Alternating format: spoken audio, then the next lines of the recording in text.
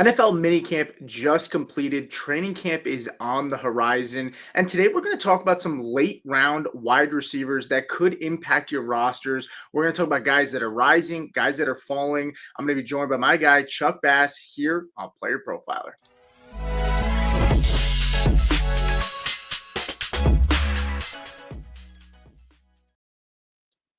So, Chuck, first and foremost, before we get into this, welcome back. I know you took a hiatus last week. Do you want to share with the fans watching as to why you left me hanging dry last week? Yeah, last week I got in a fight and my front tooth got knocked out, but I'm okay. You should see her. Trust me, I'm doing much better. But I had some emergency dental surgery. I'm back in fold and ready to kick it. Yeah, I heard that you actually were getting a little too wild for your birthday. Was your birthday last week, right? It was my birthday, the big 3-5. I know I look like I might be 22 or 23, but 35 for the big guy. The internal organs are really where you can tell my age. Yeah. Well, I'm a little bit younger than you are, and I'm not prepared for that. But Hmm. let's just jump right into our first guy that we're going to talk about today. It's a riser, and it's Cedric Tillman, who's currently up 1.8 spots on the month. Best ball rank of wide receiver 66, an ADP of 153. He's going in the mid 13th to 14th round at the moment. And this is a guy that was a third round pick just 2 years ago. Chuck, Cedric Tillman, I know a lot of people are in on Jerry Jeudy this year. Is there any reason that you think Tillman's rising slightly? And, do you have any interest in Tillman at all? I go back and forth with this one because once they found out how to use him last year, he looked pretty good as that traditional X, maybe Judy in the slot a little bit more. Now, was he riding the Jameis Winston wave? Possibly. A lot of people have done that and have not had a whole lot of luck after that has happened. But then you look at the depth chart this year. They signed Deontay Johnson, who's on his fourth team in a year. Behind him, Jamari Thrash, Michael Woods. They draft Harold Fannin Jr., who I like a lot. I hope he's involved early and often.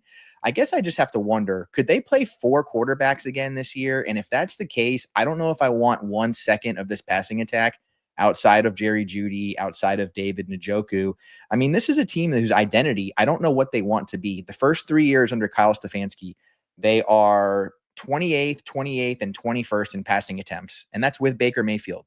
The last 2 years with Joe Flacco, Deshaun Watson, Bailey Zappi, DTJ, Jameis Winston, fifth, and then first. The Browns threw the most passing attempts as a team in the league last year. I think that would surprise a lot of people. Who are they going to be in 2025? That's what it's going to come down to. Well, with the Browns, their defense, not necessarily world beaters. Mhm. I'm not expecting them to hold teams to, not a ton of points. I think they were they were at least in the top 10, possibly I think top 6 in points allowed last season Mhm. on a per game per basis.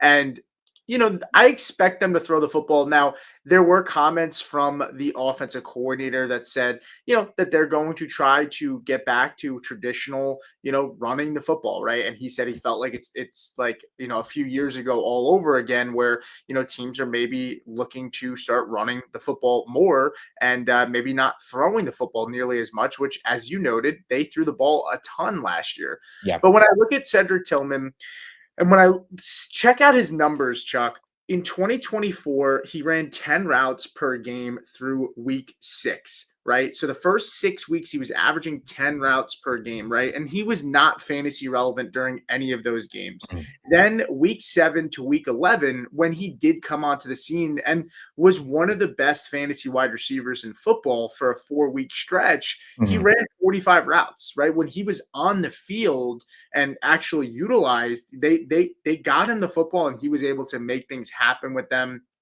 During that stretch, he averaged 10 targets a game, 6 catches per game, 75.5 yards per game, and average 18.6 fantasy points in a 4-game stretch. And then Mhm. suffered that week 12 injury against Pittsburgh and missed the remainder of the season. I think it's important, like you noted, they don't really have, a strong depth behind him and Jerry Jeudy. Harold Fannin Jr. is going to be behind Njoku. Maybe they play him out in the slot a little bit, and get him moving around as another receiving weapon. But I mean, I don't even look at the running backs in this room and say, oh, I think they're going to get peppered with targets either in this Stefanski offense. Yeah. Their defense, as I said, was not great last year. Don't expect them to be great this year. They also lost Jock, who was one of their best defensive players outside of Myles Garrett, Yep. who's not going to be playing with them this season. So I don't expect that defense to be much improved.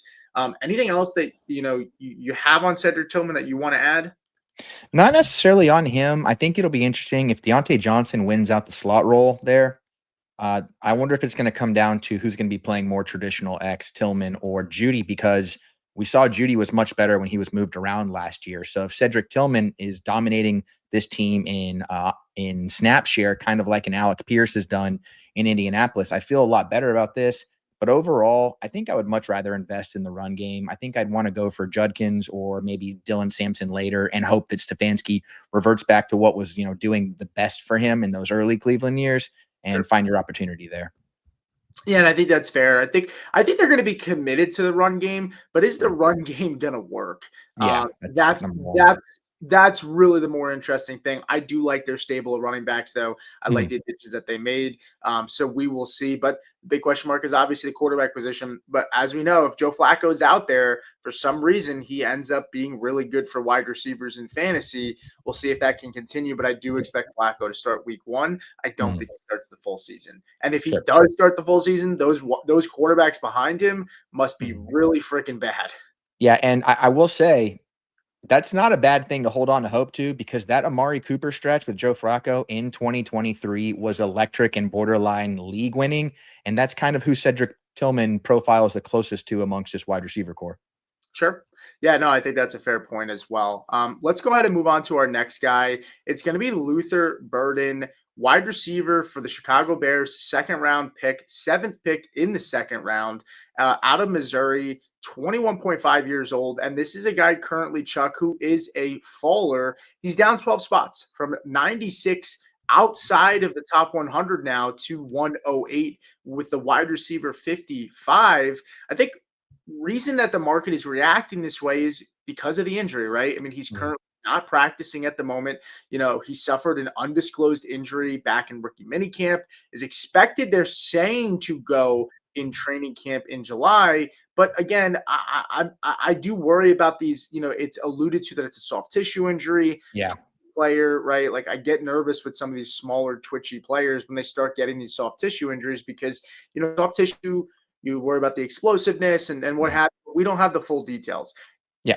With Luther Burden dropping, does that open up a buy window for you where you're more comfortable taking him at that cost of an outside of the top 100 pick, or is Mhm. he a guy that you're fading completely? This is going to be a complete fade for me for this year alone, just because a perfectly healthy Luther Burden was already going to be at such a disadvantage getting reps, getting on the field, getting time with Caleb Williams.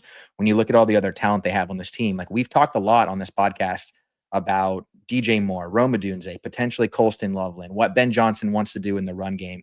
So the number one thing for a rookie wide receiver coming in is getting snaps, getting reps, getting opportunity in the offseason. He's not getting any of that. And they've been so mum about what the specific injury is. So we're working with such little information for a guy who we need to see about as much as any rookie wide receiver if he's going to be on the field. I mean, they want him to be in that slot role. That's why they drafted him so they could get him on the field and bring them some explosion. Well, if he's on the outside track of doing that as we approach late July into August, then I don't see how he's able to get that rookie season that we want. And look at guys who have thrived, but it took them a while in similar situations, right? JSN, he's injured his entire offseason his rookie year, hardly does anything, eventually explodes in year 2. Rashad Bateman, pretty similar. Took him a little longer to explode, but it happened. Jamison Williams even tore his ACL, missed most of the offseason coming into his rookie year. He didn't pop until this season. Like, it just take these guys need reps. They need chemistry with the quarterback, with the offensive play caller, all that. Burden, down the line could have that, but right now they're way better situations to find at this ADP. Yeah, I'm with you on Burden. I've been pretty vocal about him. I feel like we've talked about the Chicago pass catchers ad Mhm. nauseum at this point. But again, it's notable, right? He's down 12 spots. That's not just a small drop down or Yeah. jump up. 12 spots is significant, and the market's telling you how they feel. if you're playing at best ball, right, and this is where we're getting this ADP is underdog ADP right now for best ball formats, you got to keep in mind too, wide receivers are drafted significantly high in best ball. 3 wide receivers is what you need to start in best ball formats for underdog, and that's where we're getting the ADP. So the fact that, he's not going in the top 100, a lot of times wide receivers are pushed up on their ADP because there's 3 wide receivers that are starting in your lineup. But I'm all about, if you think that his ADP is going to go back up from 108 to, break back into the top 100, I'm okay taking some exposure and chances to him Mhm. at this ADP in best ball specifically. I don't love the player. I don't love the situation, but I love variance and Yeah. uniqueness of rosters. And if his ADP is at 108, there's also some drafts where guys slip past their ADP. So Mhm. you might even be able to get him 20 spots where I have seen him in some drafts where he slips 20 spots past ADP. And so those are the times I will take chances on him. What I will say is, if you're a big fan of Colson Loveland and you think that he could be very successful and, quote unquote, have that Sam Laporta season, which I don't think is going to happen, you're probably not in on Luther Burden this year, right? This is Mhm. a team with Ben Johnson in a system that generally runs 2 tight end sets, right? Cole Kmet and Colson Loveland, you expect to be on the field, and then DJ Moore and Roma Dunze. I don't expect Luther Burden to take either of their jobs unless there's an injury and the player just doesn't come back Yeah. fully healthy. But history says that DJ Moore hasn't missed a game in 4 seasons, right? And even outside of that, he's played in 15 games, and 16 games the first 3 years, right? So he's consistently stayed healthy. And Roma Dunze played in all 17 games last season as well. So Mhm. he's not behind fragile players either. Yeah. I don't really see a strong path for Burden. And I'm pretty much fading him in all redraft unless his ADP gets extremely out of whack and very Yeah. low. Yeah, and this is a team that has little to no expectations to perform in the short term, or probably even in the long term, season wide go. So there's no reason to rush him back. There's no reason to force him into the scheme as quickly as possible. Loveland's coming along. If you're a Loveland owner, honestly, from about a month ago until now, this path to relevancy has gone from non-zero to maybe one tweak to the hammy for a DJ Moore or a Roma Dunze, and we actually could be looking at him being a top 2 target earner on this team. Yeah, I we're not gonna get into Loveland because I'm very vocal about not being in love with Love. Yeah. But I do think you're correct in that I Mm, think his path is injuries to one of those 2 wide receivers. mhm. I think that would open up a lot more opportunity for him. Sure. But when we talk about Luther Burden, he's a guy that in the flex 4 fast draft, he's not really going drafted, a chance to get some unique exposure. You don't draft quarterbacks in that, so a Mm. lot of the skilled players are automatically pushed up. But he's not a guy that goes drafted in fast draft. But speaking of fast draft, let's hear a word from the Podfather. Let's face it, most people that play fantasy, they don't play DFS, they don't play big best ball tournaments. Why? Because it's too complicated and they feel like they can't win. And that's why we developed the Fast Draft Flex 4 game. You just draft any 6 guys, the top 4 into your lineup every week. So if you love Garrett Wilson, you think he's going to outscore Tyreek Hill, or you love Brees Hall, and you think he's going to outscore Devon Achane because you're a big Jets fan, if you're right, you will make money. You don't need to be running big data models. You don't need to be soaked in strategy and understand the schedule forwards and backwards. That's the beauty of Flex 4. Sure, those with great strategy win more money, but those that have strong takes on players can also go out and monetize those positions. And the beauty is it's just $5 a draft, just $5. You can draft 150 times and the winner gets 10 grand. So use your host promo code to get a $50 deposit match. So when you deposit, use that promo code and then you get $50 on me, because Flex 4 is a whole new way to play best ball. And you heard it there. Now, we're going to go ahead and move on to our next player. So the next player we're going to talk about is Jalen McMillan, wide receiver for the Tampa Bay Buccaneers. He enters his year 2 season, and there was a lot of hope for Jalen McMillan in this offseason. The possibility of Chris Godwin not coming back after free agency, the fact that he Mhm. could be busted into that wide receiver 2 role, Chuck. And this is a guy that had multiple 2 touchdown games last year, and there was a lot of promise for him. He seemed to find himself as a faller, and this has been consistent with him all offseason. He's down 7 spots, which is one of the sharper drops we've seen in the last few months. Wide receiver 68, pick 158. Why do you think Jalen McMillan currently is falling at the moment? This one doesn't make as much sense to me. I mean, I get it from all the Emeka Ibuka hype videos we're getting, which I mean, he seems to have the most universal praise amongst any of these rookie wide receivers. And I get that. He's an incredible player and he's going to be a big part of the passing attack. But with McMillan, I mean, all you have to do is really look at what happened in Tampa Bay the last 2 or 3 years as far as this wide receiver room. A lot of injuries to Evans, a lot of injuries to Godwin. You've had a lot of guys come in the rotation that have been given the opportunity to step up and get and earn targets and get opportunity from Baker Mayfield. McMillan was the only one that was able to do that down the stretch last year.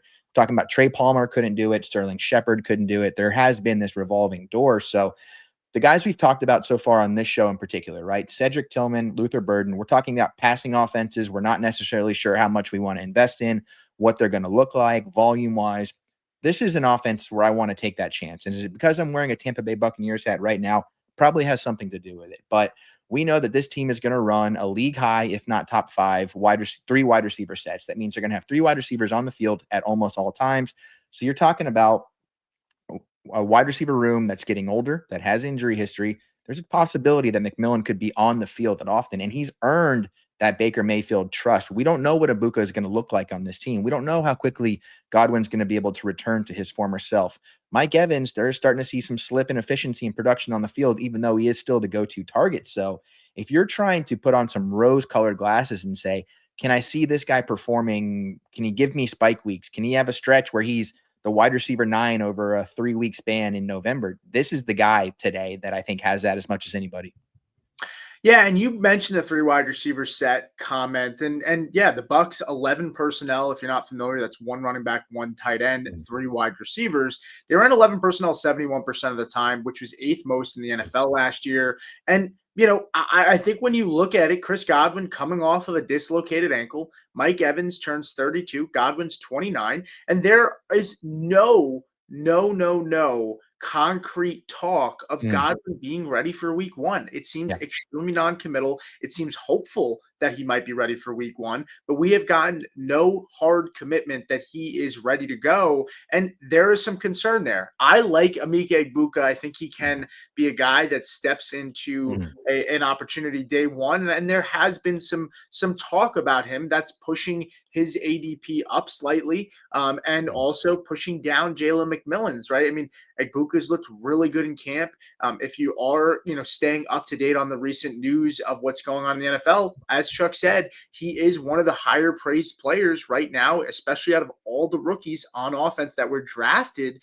He is one of the ones that's getting the most praise at the moment. But Chuck makes a good point, and I am with you, where I'm not necessarily the biggest Jalen McMillan fan, but if we're talking about guys that have a true opportunity to maybe give you some spike weeks, McMillan is a guy that can do that for you. He provided multiple games with 2 touchdowns last year. He's picked 158. Like, this is a guy that you're really just taking a dart throw on, and he's behind 2 fragile wide receiver veterans out, if you're not including Egbuka, right? And so I'm with you I'm taking a chance on him in best ball, and depending on what my bench looks like in redraft, I'm okay taking chances with him as well, understanding that it's going to take an injury, and this is not like this is not a pick where it's like you're taking Pat Bryant, right, for the Broncos, who some think he can get that wide receiver 2 role without having an injury. McMillan's likely going to need injuries to make him, someone that you can feel comfortable starting, and you have to be comfortable holding on to him, waiting out for that. But if Godwin is not on the starting roster first 4 weeks, right, in terms of being on the PUP list, then that opens up a chance for McMillan to start the season off, maybe giving you some fantasy relevant weeks. Yeah, I think so, especially for a team that's going to need to put up 30 points a week if they want to be competitive, because I think the defense is just not looking terrific. And also, he has a pretty defined role as far as what he can bring, right? There is some overlap in Godwin and Ibuka's skill sets. They're both pretty damn good players, but if there's some rotation there, even because of the rookie factor, because of the age and injury factor, and Evans is still kind of, your jump ball, 50-50 guy, or maybe 70-30 because he's so good at it, that leaves McMillan as your burner down the field. And his connection with Baker. Now, a lot of it was schemed up by Liam Cohen, who is gone. But I mean, we showed that this guy can run the post just about as good as any wide receiver 4 in the league is going to be given the opportunity to this year.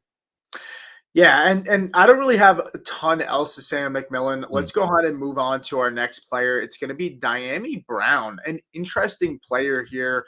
For those that really are not keeping up with, what's being talked about, maybe not playing much best ball right now.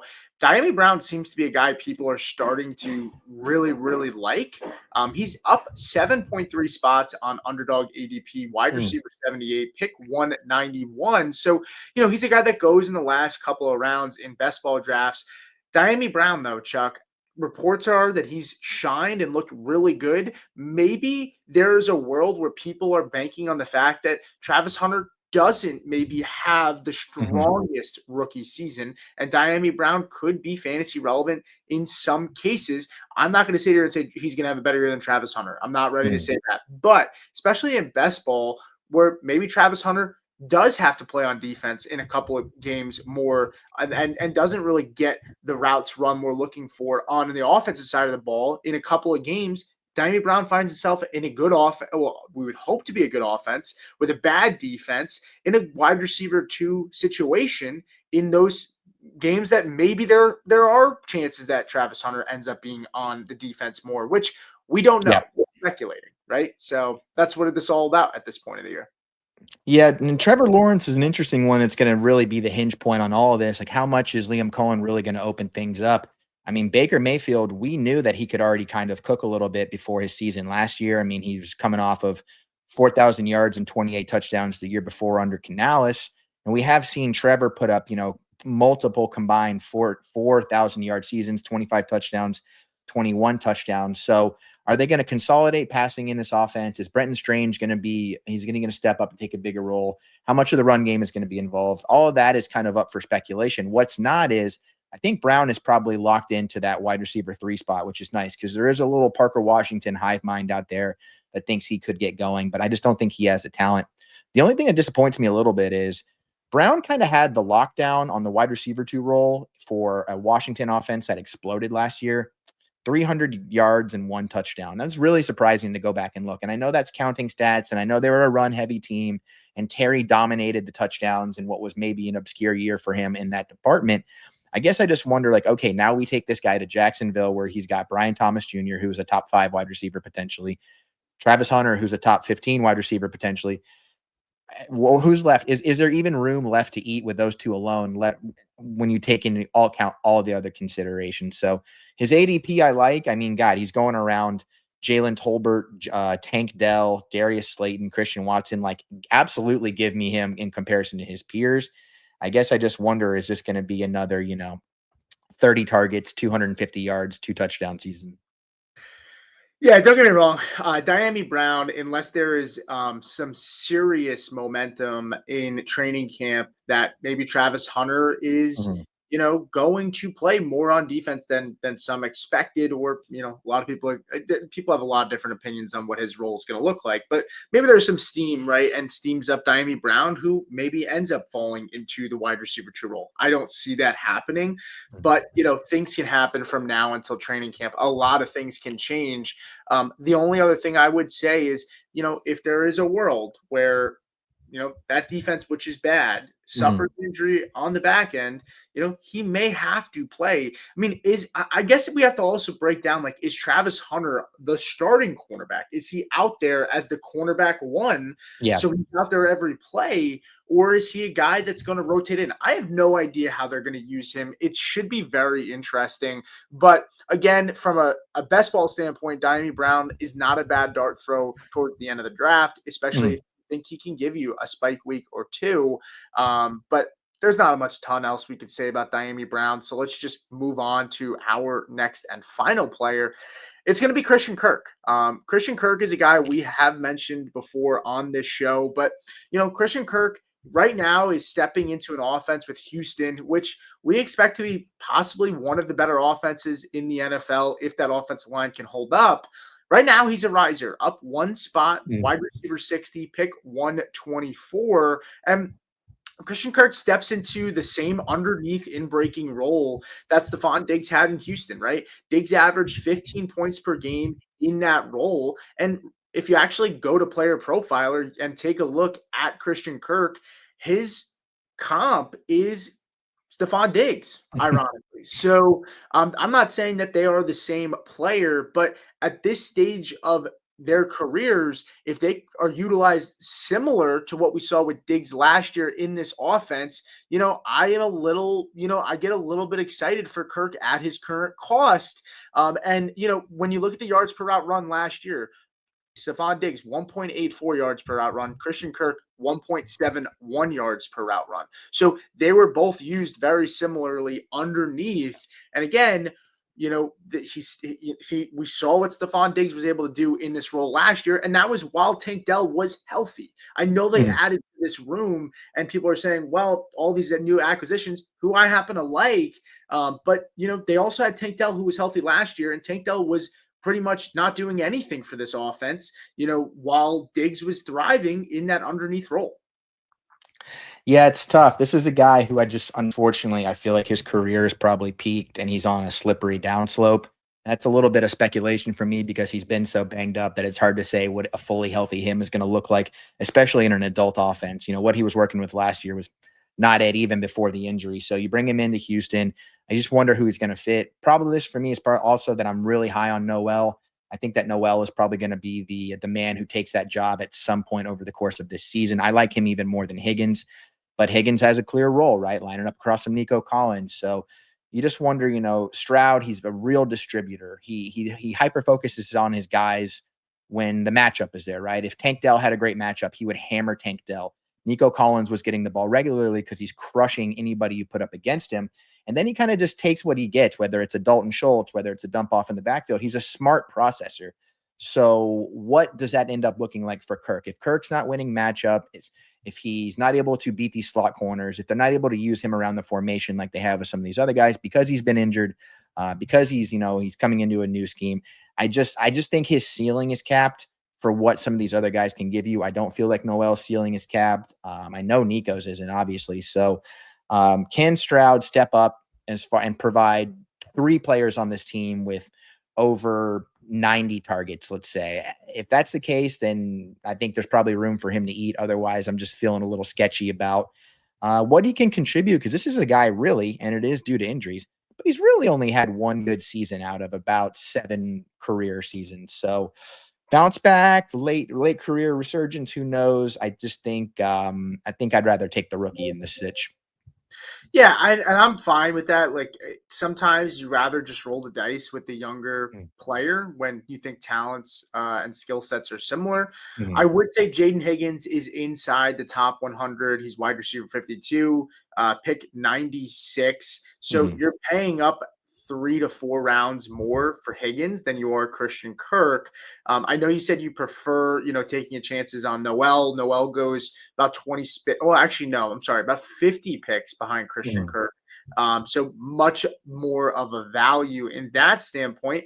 And I can understand it. You figure if Kirk, who has had issues staying healthy, and even Nico Collins, who's had issues staying healthy, if Kirk gets thrusted into that role for Noel, if Noel gets thrusted into that role for Kirk, he's a pretty good value at his current cost, which is about somewhere in the 170s right now. Yeah. But I know for me, if I'm taking Christian Kirk, I'm saying, I'm not afraid of the injuries. I think if Kirk is healthy and available, I do think he's going to be good for fantasy. But that needs to be seen. Again, he's had issues staying on the field. And so, we need to see how he bounces back. What I would say is, reports out of camp, or at least, minicamp and OTAs, is that Kirk has been a guy that's been thriving. But you've also heard the same thing with Jalen Noel. Kirk played 8 games last year. The year before that, he played 12. Then he played 17 and 17. But even before that, 12 games, 13 games, 14 games, like in the first 3 seasons of his career. He's only had 2 seasons where he's played a full 17 games, and he's averaging about, if you take out the 8 games last year, he's averaging about 12 a season. So he's good to miss about 5, which again, from a best ball perspective, means that Noel could be a good cost if you're getting 5 games, if assuming you're getting 5 games from him to be in that Christian Kirk role with Kirk not playing if history repeats itself. Yeah, and that's a big thing to remember too, because he was the second wide receiver drafted on this team, but he was pretty much a consensus top 5, top 6 draft prospect. So this is a guy that a lot of people liked, and they even liked what his role could be early on an NFL offense. And this is one that's shown. I mean, Tank Dell, when he was rolling before the injuries really got him, his role was so spicy on this team. And I think Stroud's been, missing that. He definitely missed it last year. So if we can get that, and if it is, I'll tell you what, if it is Kirk that's going to give it to you at his ADP, man, the guys that are going around him, you're looking at like Rashid Shaheed, Trey Harris, Marvin Mims, Hollywood Brown. Like, I don't know what anybody thinks they're getting out of those guys week to week, even though I love me some Rashid Shaheed. Don't get me wrong. I just know the role on this team, the potential role there is a little bit juicier than what we're getting from a lot of these other ones. Yeah, and the only other thing I would say to close out is I want to check this really quick because I thought that they made a coordinator change as well. Yeah, so Nick Cowley, offensive coordinator, Bobby Slowick out, Nick Caley. Yeah, and he was actually brought in from the Rams. So maybe if you try to think of what the Rams have done in that system, right, and it'll probably change what we've seen, with the Texans, right? I think that improves their pace of play, which was not very good last year. The biggest thing for me is I always go back to this. That defense is very good. They have a defensive-minded head coach, and they have a bad offensive line, right? So do they want to put Stroud in harm's way a ton, especially if they're playing with leads in close games?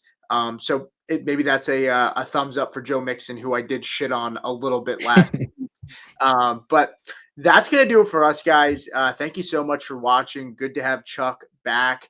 If you guys have concerns, if you want to see Chuck's tooth, he's go check him out on Twitter. He's taking. We're going to take our shirts off. We don't want to scare anybody. I still have a couple weeks to work on my beach bod. I'm going to give Chuck some time to do that as well. But thank you so much for supporting the show. We appreciate it, and we'll see you guys next time.